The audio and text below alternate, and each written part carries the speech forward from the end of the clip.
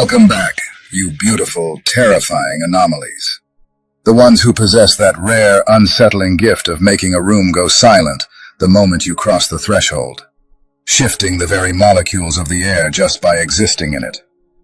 You are the ones who can strike fear into the hearts of others without ever needing to raise your voice or utter a single word. And this time, the people watching you did something truly desperate that reveals the staggering magnitude of the power you actually carry. They grew tired of wondering, tired of being unable to predict your moves. So they hired a professional at a high price, a woman who reads energy for a living, a spiritual detective who is supposed to be able to map out a human soul as easily as someone else might check the weather on a Tuesday afternoon. They thought they were being clever, that they'd finally found a way to crack the code and get the answers about what the hell you actually are. This woman arrived with the confidence of someone who has seen it all. She'd walked into 1,000 rooms, read 1,000 spirits, and diagnosed 1,000 traumas without ever breaking a sweat. She came prepared with her crystals, her sage, and her rituals, likely saying a prayer of protection before she even stepped out of her car. But here is the part that will make you smile in that dark, knowing way that only you can truly understand. She got to the door of your space, stood there at the threshold with her hand on the knob, and she completely froze. It was as if someone had hit pause on her entire existence. The people who hired her stood there waiting, expecting her to walk in and do her job. But she just stared at the door like it was a portal to a dimension she wasn't prepared to enter. When she finally turned around, her eyes held a look of profound, shaken comprehension, and she whispered the words that made the entire hallway go pale and dropped the temperature by 10 degrees. That's not human energy. That's war energy. Then she simply walked away, not even asking for her payment, offering no solutions or protection rituals, just fleeing like she had narrowly escaped a catastrophe, leaving your observers to realize that you are not just different or intense. You are something for which they have absolutely no reference point. Do you understand the weight of that refusal? This woman has likely stood in the presence of murderers and the deeply broken. She has navigated the frequencies of extreme trauma and spiritual disturbance for years without flinching. Yet she recognized that you are operating on a frequency that doesn't just unsettle people. It makes them question the very nature of reality itself. Let's talk about what war energy actually is, because you won't find this in comfortable spiritual circles or on wellness podcasts. War energy is not anger, it is not rage, and it isn't even violence in the traditional sense.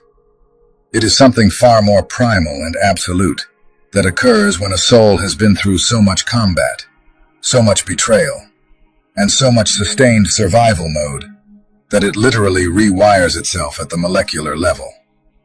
While most people carry a fundamental peace energy that seeks resolution and safety even when they are hurt, that part of you was burned out a long time ago, stripped away piece by piece until all that remained was pure, strategic intensity. You don't enter rooms looking for friends. You enter them scanning for threats, calculating exits, and reading power dynamics before anyone else even realizes they exist. Your presence doesn't invite, it commands. It doesn't ask for permission to take up space. It simply occupies it in a way that makes everyone else feel like they need your permission to breathe. That energy reader felt the weight of every battle you've survived and every betrayal you've weaponized. She felt the scars that don't show on your skin, but are carved into your frequency. She felt the silent, focused rage that you have learned to channel into absolute mastery. And it terrified her, because your energy does not coexist with weakness or tolerate games. You didn't choose this consciously, but every time you transmuted pain into power instead of poison, you were building it, scar by scar, until your entire frequency became a warning sign that only certain people can read. Now, those who thought they could study or control you are left standing in the wake of a professional's retreat, realizing they have been trying to measure an ocean with a ruler, and that you are not just a person, but a paradigm-shifting force of nature they are entirely unequipped to handle. You were always different in ways that made people shift uncomfortably in their skin, because you saw the truths they buried and refused to play the games they treated like gospel. And though you never asked for it, the war found you anyway. But here's where the story bends. You didn't just fight back. You redefined the fight. Most people, when war is declared on them, spend their lives flinching, ducking, scrambling for survival, clinging to the desperate hope that the attacks will someday cease. But you did the one thing they never saw coming. You stopped playing by their rules and started writing your own. You didn't just defend, you conquered. You didn't just endure, you thrived in the chaos they engineered, turning their weapons against them with a precision they couldn't comprehend, their strategies into tools they no longer recognized, their wounds into armor so unyielding it made their strikes meaningless. That was the moment you stopped being a participant in their war and became the war itself. The moment your energy shifted from the exhaustion of survival to the inevitability of victory. And the energy reader, she felt it. The chasm between someone still trapped in battle and someone who had become the battlefield. Because those at war still dream of peace, still ache for an end, still carry the weight of their own desperation beneath their defiance. But you've moved beyond that. You've made combat your natural state, found stillness in the storm, discovered that the battlefield isn't where you're broken, it's where you're most alive. And here's what really unravels them. It's not your strength. They've faced strong people before, and strength can be worn down, outlasted, exploited. It's that they can't find your weakness. They've spent years searching, hiring professionals, mapping your history, dissecting your patterns.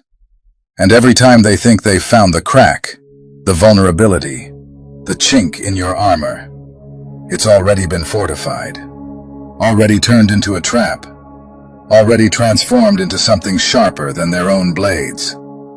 Because you learned what they never could. Weaknesses aren't permanent. They're just lessons in disguise. Every heartbreak taught you to love with razor focus. Every betrayal honed your instincts into something infallible. Every failure forced you to build systems that don't bend. Every loss stripped away what didn't matter, leaving only what was unshakable. So when they come looking for flaws now, all they find are the echoes of who you used to be. Old wounds that have become weapons. Old fears that have curdled into fury.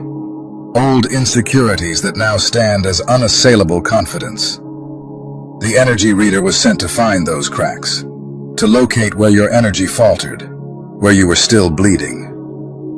But when she stepped into your space, she didn't find weakness. She found a fortress. She found energy so controlled, so strategically deployed, so utterly sovereign, that there was nowhere to even begin her assessment. Like trying to chip at solid steel or outmaneuver a storm. She found someone who had done the work they prayed you'd never do, who had gone inward, faced their own darkness, integrated every shattered piece they told you to discard, and emerged whole in a way that made you untouchable, complete in a way that defied understanding, unified in a way that made division impossible. And when she walked away, when she refused to return, the silence that followed wasn't just awkward, it was a verdict, a professional admission. This is beyond me. This energy is outside my scope. This person is above my pay grade. And now they have to live with that. Now they have to accept that they've been trying to solve a puzzle even the experts won't touch. But the real poetry? Your silence is louder than their panic. You don't explain. You don't defend. You don't perform. You simply are, moving through the world with the quiet intensity of someone who has become the storm. And that's what breaks them. Not your strength, but your effortlessness. Not your power, but the fact that you don't need to prove it. You don't assert your presence. It asserts itself. You don't radiate intimidation. You are intimidation. You don't play at mystery. You are the enigma. And while they scramble, hiring more experts, desperate to decode you, you're just existing, just being, just carrying that war energy in every breath. And it's not that you're trying to unnerve them. It's that your very existence does. Your silence is its own declaration. Your absence is its own force. Your refusal to engage is the most devastating engagement of all. Most people who wield power have to remind the world it's there. You? Your power doesn't need reminders. It doesn't need to roar. It just is. And that's what keeps them awake at night. That's what makes them call in professionals who walk away shaking their heads. That's what forces them to confront the truth they can't escape. You're not performing strength. You're not pretending to be unstoppable. You are unstoppable. And that kind of authenticity, that seamless fusion of who you are and what you've become, makes you impossible to manipulate, impossible to deceive, impossible to control. Because there's no mask to slip, no persona to exploit. There's just you, whole, integrated. A force so undiluted that even the experts step back. And that's the victory they'll never understand. And now, we arrive at the part of the story that no one who sent her expected. The part that doesn't get told in hushed hallways or nervous group chats, because it forces them to confront something far more unsettling than danger. Inevitability. You see, danger can be prepared for. Threats can be countered. Even monsters can be studied, classified, anticipated, neutralized. But inevitability? That's different. Inevitability isn't loud. It doesn't posture. It doesn't rush. It simply exists, moving forward with such quiet certainty that everything in its path rearranges itself long before contact ever occurs. And that's what they felt after she walked away. Not fear anymore. Fear at least implies hope of escape. What settled over them instead was the sickening realization that they weren't dealing with someone who might become powerful, or someone who could cause damage if provoked, or someone who needed to be managed, or monitored, or mitigated. They were dealing with someone whose presence alone had already reshaped the terrain. Someone who didn't react to environments, but redefined them. Someone who didn't enter situations, but recalibrated them simply by standing still inside them. And that kind of power doesn't announce itself. It doesn't have to, because it isn't situational. It's structural. It's not what you do, it's what you are. Here's the part most people never understand about war energy, and why the reader fled instead of staying to analyze it. War energy isn't chaotic. It isn't unstable. It isn't explosive. Real war energy is terrifying precisely because it is calm. It is focused. It is deliberate. It doesn't spike. It stabilizes. It doesn't scatter. It converges. It isn't driven by emotion. It is driven by inevitability. This is the energy of someone who has already lost everything they were afraid to lose, and discovered, in the ashes of that loss, something far more dangerous than rage. Clarity. And clarity is lethal to manipulation. Clarity is lethal to control. Clarity is lethal to anyone whose power depends on confusion, hesitation, self-doubt, or emotional dependency. That reader didn't sense chaos in you. She sensed order. She didn't feel volatility. She felt precision. She didn't detect damage. She detected completion. And nothing unsettles people more than someone who no longer needs to be fixed, healed, rescued, guided, softened, or saved. Because entire systems are built around keeping people perpetually unfinished. You walked out of the workshop before the construction crew even realized the building was still under construction. And that's what made her stop at the door. Most people who survive trauma carry it like an open wound. It leaks into their decisions, distorts their attachments, drives their reactions, shapes their fears. But you didn't do that. You closed your wounds, not by pretending they weren't there, not by spiritually bypassing the pain, not by numbing yourself into compliance, but by integrating every scar into your structure until it became load-bearing. You didn't heal in a way that made you softer. You healed in a way that made you unmovable. And that kind of healing terrifies professionals who are trained to work with brokenness, because they know how to navigate wounds, but they don't know how to navigate sovereignty. They know how to guide people who are searching. They don't know how to read people who have already arrived. They know how to counsel souls in process. They don't know how to assess souls in possession of themselves. And when she stood at your threshold, what she felt wasn't trauma. It wasn't instability. It wasn't psychic disturbance. It was ownership. Full ownership of your nervous system. Full ownership of your identity. Full ownership of your presence. No fragmentation. No leakage. No distortion. Just coherence. And coherence at that level doesn't feel gentle. It feels dominant, not in aggression, but in gravity. Like a black hole, not because it's violent, but because it bends everything around it without effort. And this is where the story gets even more uncomfortable for the people watching you. Because the more they observe, the more they realize something that dismantles their entire strategy. You're not trying to intimidate anyone. You're not trying to control rooms.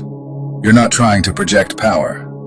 You're not trying to unsettle people. You're not trying to win. You're not trying at all. And that's exactly what makes you impossible to deal with. People understand ambition. They understand hunger. They understand insecurity. They understand desperation. They understand need. They understand striving. They understand ego. They understand performance. They understand masks. They understand defense mechanisms. They understand trauma responses. They understand coping strategies. They understand survival instincts. But they don't understand someone who isn't operating from any of those things anymore. They don't understand someone who isn't reaching, who isn't reacting, who isn't compensating, who isn't posturing, who isn't proving, who isn't seeking validation, who isn't seeking dominance, who isn't seeking protection, who isn't seeking escape. They don't understand someone who is simply anchored. And anchored people feel like earthquakes to those still standing on fault lines. And here's the truth that settles like thunder when all the noise finally dies down. You were never meant to be understood by systems built to contain, categorize, soften, or domesticate power. You weren't designed to fit into rooms. You were designed to shift them. You weren't shaped to survive storms. You were shaped to become the atmosphere itself. And the reason your presence feels inevitable, immovable, untouchable, isn't because you're trying to dominate anything, but because you no longer negotiate with fear, doubt, or permission. You move from alignment instead of anxiety, from certainty instead of survival, from sovereignty instead of seeking. And that kind of embodiment rewrites reality wherever it goes. People don't feel threatened by you because you're dangerous. And now, a prayer.